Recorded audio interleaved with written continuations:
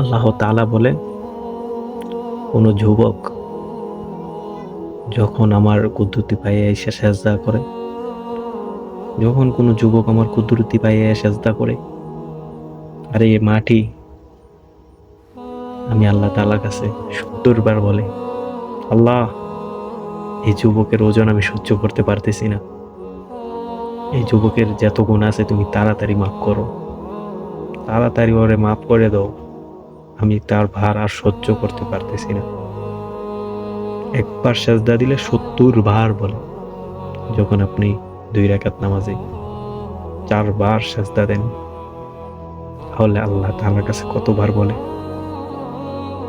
এবার হিসাব করেন। বন্ধু, আজকের থেকে ভালো হয়ে যাও, আল্লাহর পথে ফিরে আসো। তোমার বন্ধুটা নামাজ পড়ে না, তাকে আল্লাহর পথে দাওয়াত দাও। আল্লাহ তাআলা বলছে, কোনো ব্যক্তি যখন সে নামাজ পড়ে, সাথে আরেকজনকে নিয়ে আসে, যখন ওর নামাজটা হয় না, ও যে আরেকটা লোককে আনছে, ওর কারণে আমি তার নামাজটাও কবুল করে নেই। তাহলে যুবক, তোমার কি করা উচিত? তুমি যাবা মসজিদে, সাথে তোমার বন্ধুটাকে নিয়ে যাবা, তাতে তোমার অনেক সওয়াব হবে, অনেক লাভ হবে। সুবহানাল্লাহ।